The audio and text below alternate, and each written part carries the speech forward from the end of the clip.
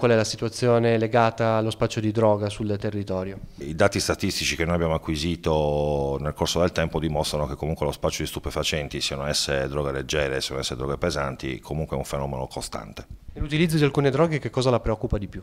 Da quando io sono arrivato qui a Chiavari, il nucleo operativo radiomobile della compagnia di Chiavari ha effettuato degli arresti in flagranza a carico di spacciatori di eroina. È chiaro che constatare un ritorno dell'eroina sulla piazza e quindi ipotizzare un ritorno agli anni 70-80 in cui l'eroina purtroppo mieteva vittime, la cosa è abbastanza preoccupante, anche perché come ben sappiamo insomma, il costo dell'eroina è nettamente inferiore rispetto al costo di altre droghe pesanti come ad esempio la cocaina, e quindi alcune fasce di consumatori potrebbero essere invogliate a consumare l'eroina al posto della cocaina. Questo sicuramente è un segnale preoccupante, ma il pericolo delle droghe leggere è anche nascosto nel mercato della droga stessa, cioè nel senso che essendo comunque un'attività illecita porta anche poi a soluzioni violente delle controversie, porta a indebitamento, porta a reati contro il patrimonio per procurarsi soldi. Comunque ci sono una serie di criticità collaterali nel consumo degli stupefacenti che non vanno sicuramente trascurate.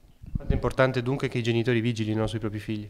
Secondo me è fondamentale, cioè come tutte le cose, secondo me il ruolo della famiglia nell'educazione, quindi nella crescita dei futuri uomini e delle future donne di questo paese, insomma il ruolo della famiglia è fondamentale. Se noi siamo aiutati da un controllo familiare, chiaramente anche l'azione eventualmente repressiva nei confronti degli spacciatori può essere più incisiva. L'appello può essere proprio quello di non dare per scontato nessun segnale e rivolgersi all'arma. La filosofia che guida la nostra azione quotidiana, come ben sapete, è quella di stare tra la gente, di essere al servizio del cittadino, e proprio questa indagine dimostra che quando il cittadino si rivolge ai carabinieri l'appello non cade nel vuoto.